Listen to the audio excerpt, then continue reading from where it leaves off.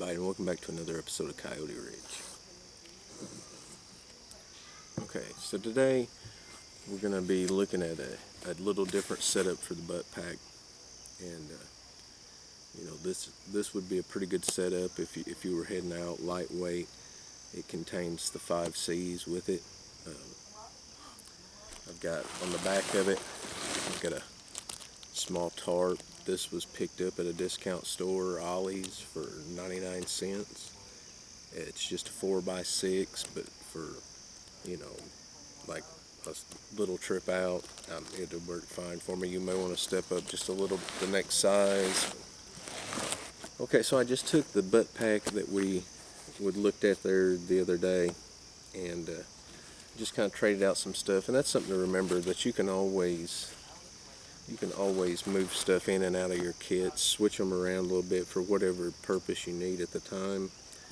But this would be a good kit just to have together to, throw in your vehicle or whatever. Okay, so what we're going to do is today I'm going to show you a little trick that I picked up from Blackie Thomas over at Shaman's Forge.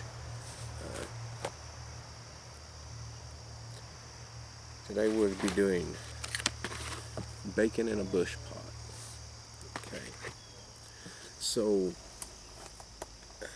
of the different cooking implements, and you saw before in this I had a couple little skillets and everything, but really probably your best bet for your kit is to have some kind of bush pot, because you can about do anything in a bush pot.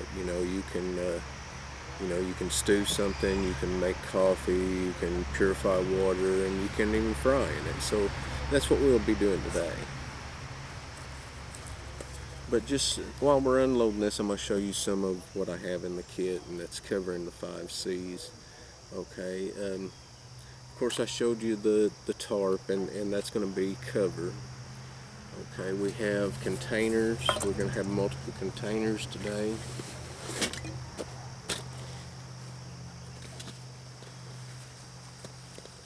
It's also getting to use the camel wheel bush pot some more today. I haven't really got to use it much. As you can see, it's not been used too much, so we're going to use that some today.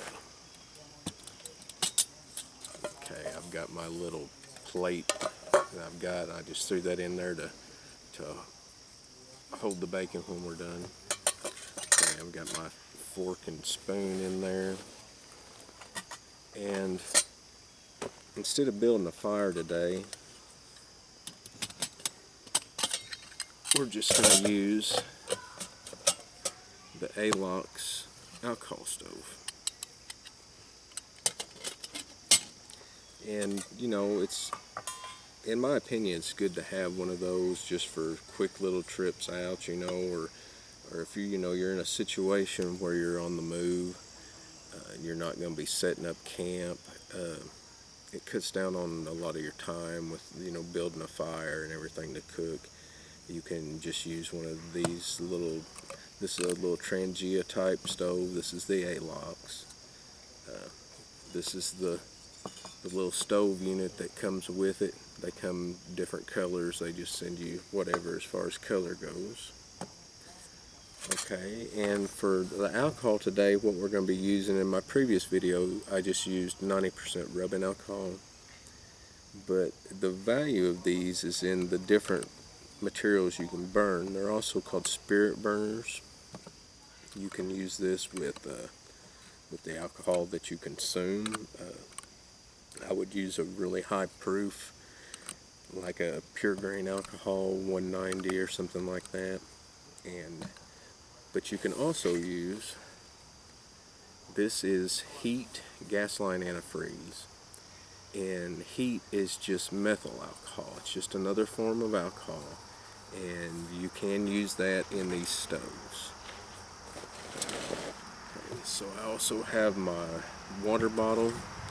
I would suggest for a water bottle you get something with a little bit, wider mouth on it, larger mouth than this, but I don't cook in this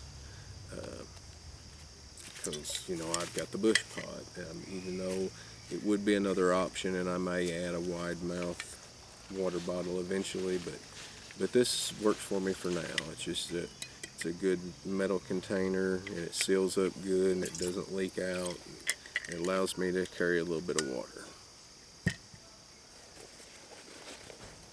My cutting tool I have with me in this pack is the Schrade Schf 36. Let you guys see another look at that. You know, I had mentioned that I hadn't removed the coating on this yet. I know a lot of people are removing the coating, and you know, I'll probably just wait till some of it starts to chip off or something before. I don't have any stripper right now, so I'll just wait till it starts chipping off before I take any of the coating off. But you know, it's been holding a good edge. I've done a few little things with it, but I like it. I like the heft of it. I like the grip on it. It's got these. This version comes with like a rubberized scales, and it's got a good texture to it. There's a couple little hot spots on this knife, and that's just in some of the jimping. It's got the jimping back here and down here, and you might want to, whenever I strip this, maybe kind of file those just a little bit to smooth them up some, but it's all right. It's definitely usable. It's got a nice choil here in the where the blade's beginning prior to your cutting edge. It allows you to get a finger in there, and you can really choke up on this and do finer work with it. And as far as the length of this is you know, it's close to a 5-inch blade, and this is about the perfect size if you ask me, because it's still big enough to do some larger tasks with, but yet not so large that whenever you're trying to do finer work that it's just kind of in the way. And the sheath that comes with this is just a nylon sheath. It's got a plastic insert where your blade goes, and you know, it works. I would rather have and we'll probably eventually step up to leather. I would like to have a scout carry for this, but you know, this is working right now. You've got a little bit of cordage right here that's almost kind of like a shoestring type material. You know, you can tie that off to your leg to help secure it some. Or, you know, if you needed some extra cordage, you could use that. I might even replace that with some paracord. It's got a little pouch, and it does come with a ferro rod and striker and a diamond sharpener. Works pretty good. I've kind of used it to hone up a little bit, and but yeah, so far so good with it. And I've heard a lot of people say that it won't strike a ferro rod with the coating, you know, but I mean, I can, and even with the choil. So I mean, it works good. I mean, as long as you've got that sharp edge there, and that's just going to wear off some of that coating, and it should strike even better. As far as that goes, it works better than the striker that's with it. So I think it'll be a fine knife as time goes on. Decent snap on it.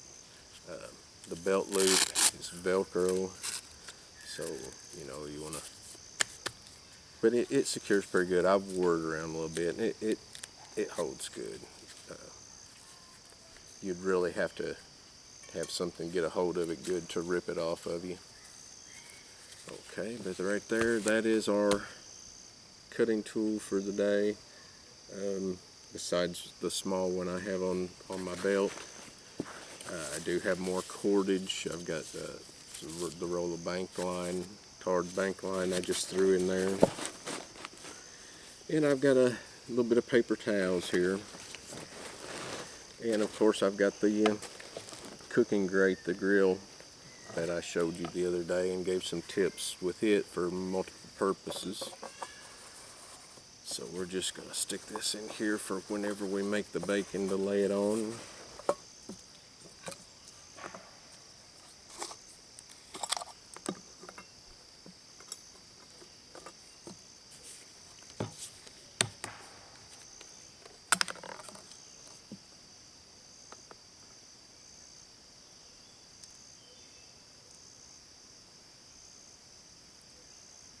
Barely got it opened up right now, so it's just kind of drizzling out.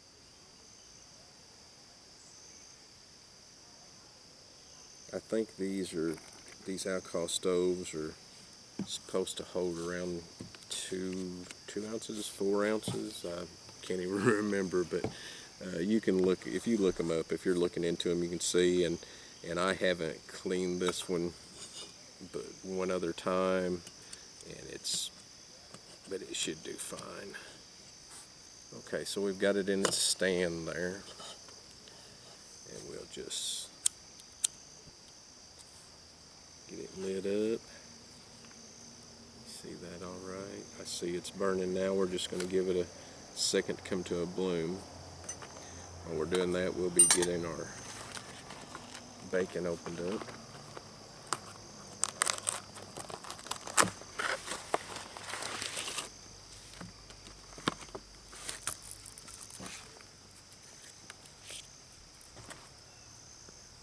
Got my coffee with me today. Evening coffee's nice. Hope we don't run out of daylight.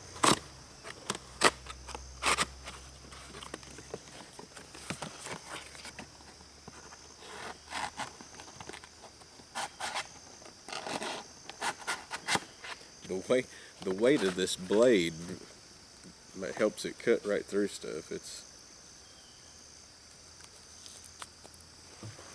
a very hefty blade.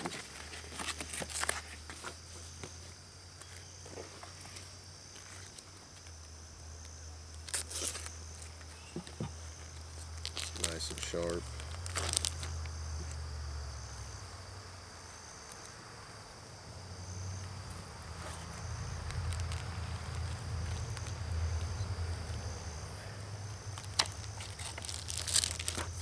Bacon out, and to help with the rendering of the oils that's in the bacon from the fat, it helps to cut it up, and that's another benefit of doing this with your Bushpot is rendering the grease, so you would have that to use for other things.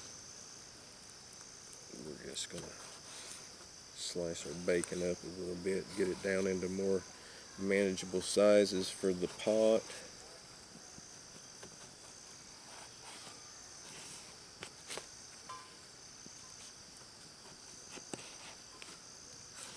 I'll leave those last section kind of long.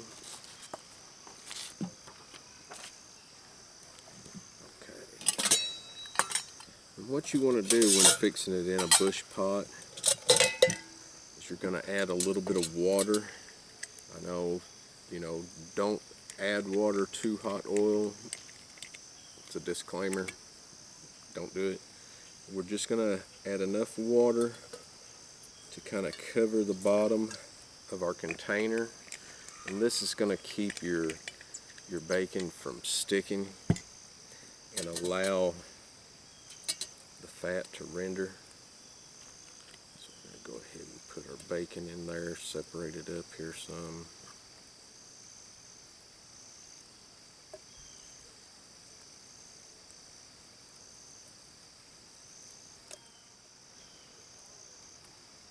And as the fat and the bacon renders, your water is going to evaporate out to where all you're going to be left with is the grease and the oil.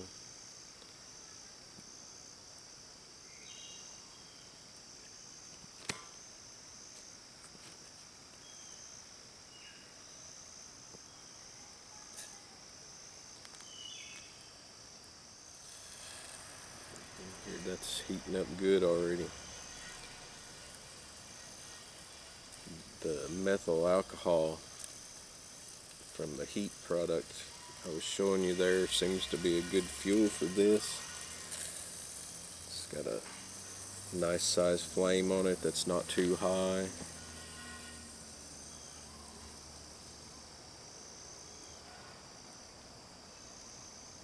Bear in mind this is kind of a small pot. I think it's just over 1 liter.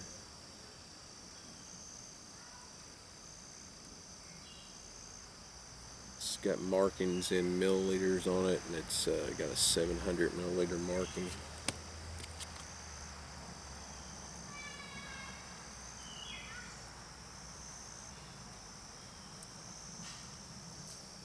And basically what you're going to be doing is just deep frying your bacon. But you're going to be left with another product out of it, and that's going to be the bacon grease. Now that bacon grease could be kept in a container with a lid on it, maybe a metal container or a mason jar or something, and you can just keep that set by your fire, close to your fire, where it stays in an oil form. And then you can continue to use that for your other cooking needs.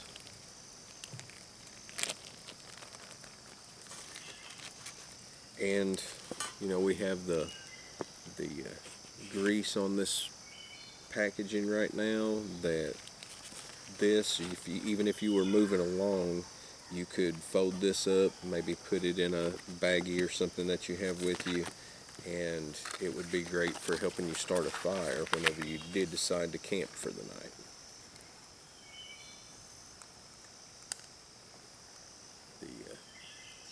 The oil and grease come in handy for oiling your equipment to prevent rusting. These blades are 1095 carbon steel blades, so you know, once that coating's off there, if you choose to remove your coating, remember that you're going to have to keep your knife oiled up. But as far as, you know, if you were in a survival situation or anything, any oils that you produce from any game you've caught or anything, that can be used to keep your equipment oiled. So I'm going to go ahead and cover this with the lid for this Bushpot, and we'll just let that heat up and cook. And if we need to add any fuel, I will let you guys know, so that we'll know if we had enough with filling it, or if it's going to take a second fill or what. We'll try that out, and I'll be right back. Okay, so here we are making bacon in the Bushpot, and I've got the lid off. We're letting some of the steam escape from the water that we put in. It's cooking right along, and as that water evaporates out and we're left with just the oil, the rendered fat, then we'll basically start deep frying. And believe it or not, we will end up with crispy bacon. Now it's been a few minutes so far, and I expect this is going to take a little while, because you have to let that water evaporate out. But you know, it's going to help keep your bacon from sticking and burning, and it's just going to help with the whole process, because you want to render that oil. You want that oil out. And the flame's holding up nice from using the heat, the methyl alcohol. You want to make sure to try to hold on to everything good when you've got it set on that stand. But yeah, I mean, you could even stir that with your knife. But it's cooking right along. So I'll continue this process, and I'll get back with you guys when we get just a little bit closer. Put the lid back on the Bushpot just to raise the temperature a little bit more. And I was sitting here, picked up a stick, and was kind of knocking the bark off of it with the Schrade. And I mean, with the heft of this, the weight of it, you really have to watch. Or small work, you'd go right through a smaller stick, but yet it's still capable of getting the fine shavings. If you wanted to sit while you were cooking and just go ahead and start working on you some curls and a feather stick.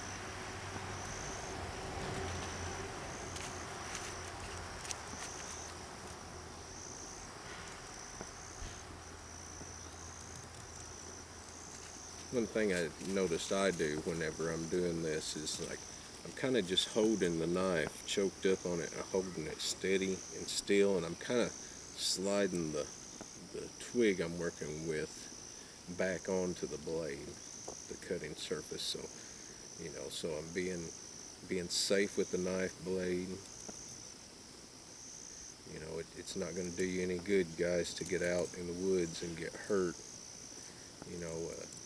If you were out in a situation where help wasn't available and you got a bad cut from a sharp knife, and especially one like this that would go deep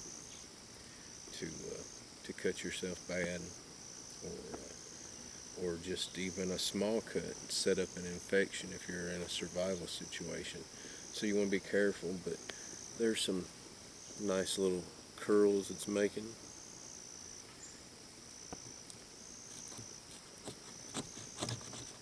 You could use the spine of the knife and get some shavings and dust off of. Yeah, I'm loving it so far, guys. I mean, I really, before I ordered this, I was wanting the K-Bar BK2, and the best price I was seeing for them was starting out at like $70 unless it was used, and a lot of the used ones I was seeing were pretty abused, the edge of it anyway, and I really just wanted to start off with a fresh knife. Yeah, we got some good curls there, if you can see. Yeah, I'm pleased with it. It's in the same category as the BK2 or the SE5, only a lot cheaper. You can pick these up now. I'll probably be providing a link in this video, an affiliate link to these, and I think the link I've been using on these it's just like 27 something, under $28. That's hard to beat, guys, for a knife of this quality. Look at the thickness of that, if you can see. That is a hefty blade. I mean, you're getting up there, close to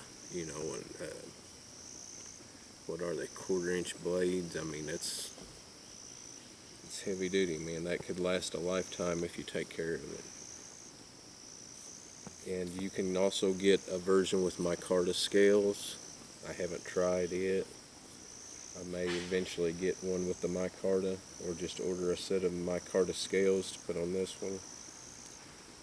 And that's what I like about knives that are full tang that have scales, is you can switch out. You could even make a set of scales if you wanted to strip it down. I thought of maybe strip it down and make a nice set of walnut scales or something, but yeah,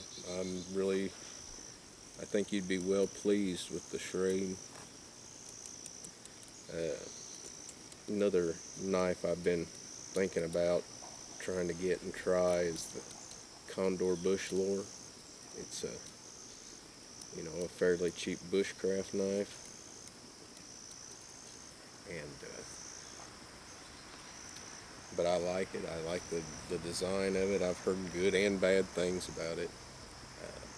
A lot of people say that their quality control isn't really up to par, so you don't know what you're going to get, but it's one I'd like to take a chance on. It's a pretty knife. So we'll check our bacon again. There's a lot of water there coming out. I may have done just a little bit too much water in the bottom, but the bacon's cooking, and eventually as we let that water dissipate and the oil take over, it's gonna be good crispy bacon. Okay, so I did have to stop and refill the alcohol stove. You'd probably be better off going with maybe like a half pack at a time instead of a whole pack, and you know, just enough water to cover the bottom to keep it from burning. But it's cranked back up and it's coming up. It's like we've got a lot more of the water out of it now. So let me tell you guys, if you think bacon smells good indoors, it smells awesome when you're outside.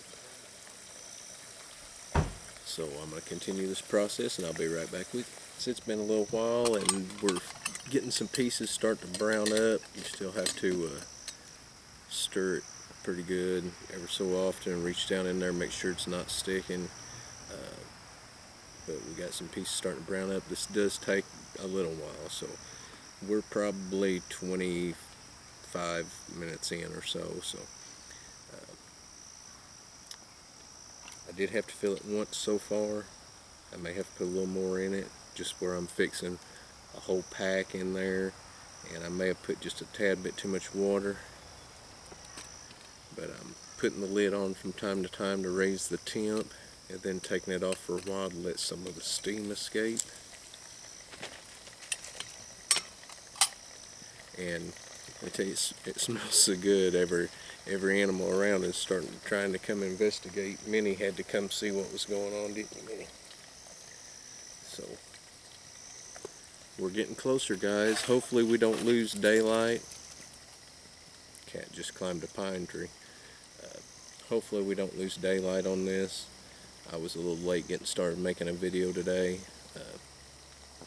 Was a little late getting a video to upload today. Our internet was off all day yesterday until late last night, and luckily I already had the video that's up today rendered, and so I'm a little late getting started on this one. So hopefully we don't lose light and you guys will get to see the finished product. As you can see, guys, our bacon is frying up nicely. And like I said, what you're basically doing is just deep frying it. And you're going to be left with rendered fat from it, which you can continue to use to cook in or oil your equipment. And you're going to have a tasty little treat to go along with it. Okay, so we're really close to having our bacon done.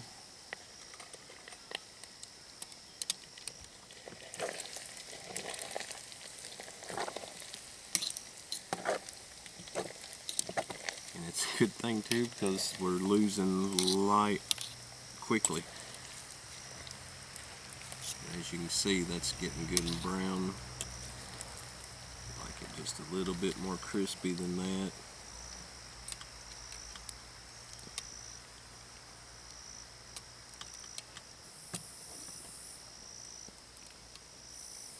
And it's looking like, you know, 2 times filling the alcohol stove, which I didn't fill it completely all the way up the first time. So I would say if you were fixing, say, like a half a pack of bacon and using just enough water to cover the bottom of your container with, you could probably do this with one filling, filled full. I have a tendency a lot of times to not fill it completely full because I've got a little leak around the seam on mine, and you can get some spillage out. But I do plan on getting a new stove there to take the place of this one. I may pass this one on or throw it in a kid,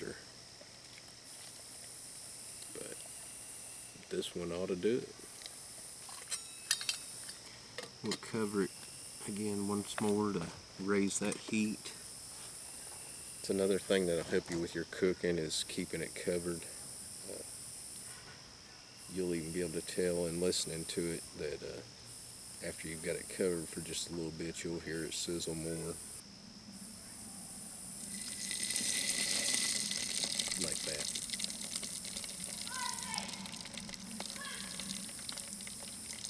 You get a drastic increase in temperature just by covering a pot. But I hope this shows you that, you know, if you only had one item to cook out of, one container for cooking, Bushpot is far superior.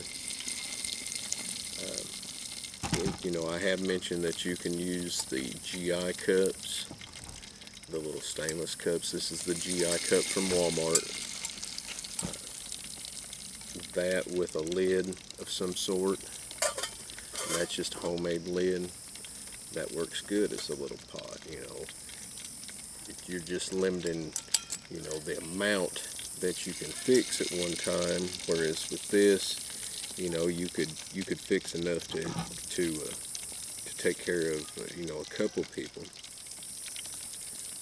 But it's perfect for one man. It's not too big. It's about the right size for a little bush pot, a little single person bush pot.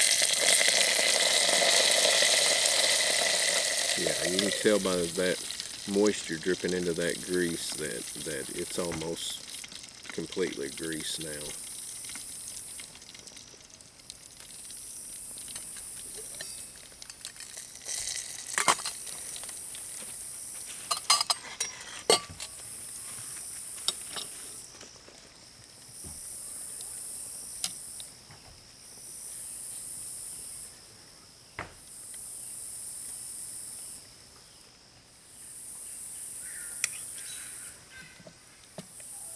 As you can see, guys, we've got bacon.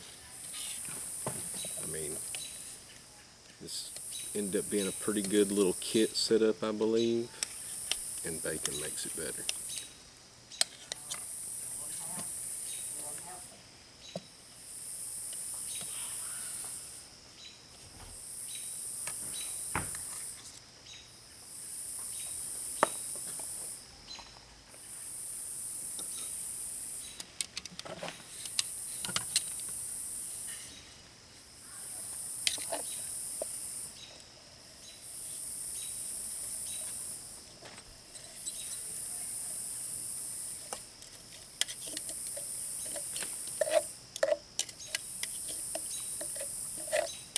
Still, so you know, quite a few tasty little morsels in there to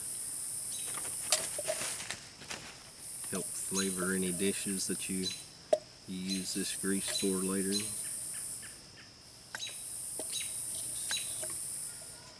Once again, I did pick this tip up from Blackie Thomas at Shaman's Forge. I'll place a link to one of the videos he does this in. I know he does this in more than one.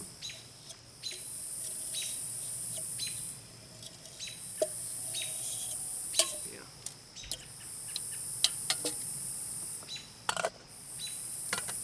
So there you go, guys. Finished product. Bacon in a bush pot.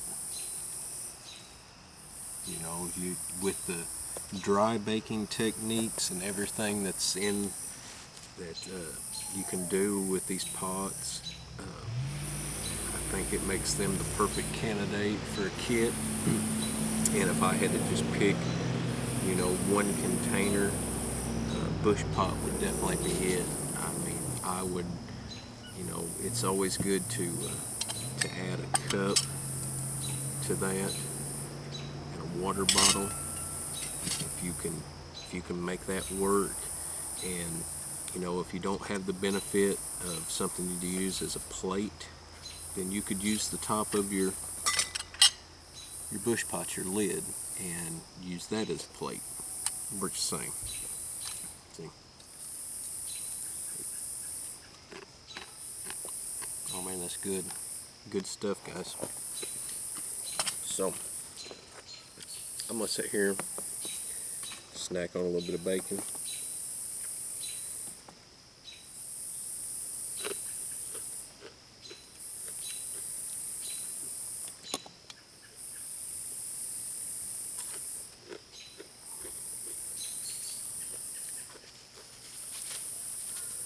I know you girls want some too.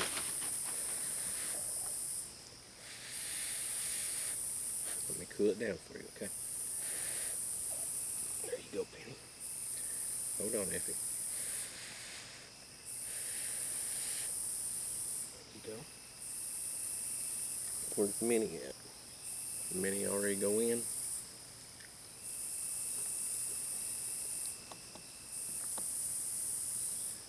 Oh, that's good, guys.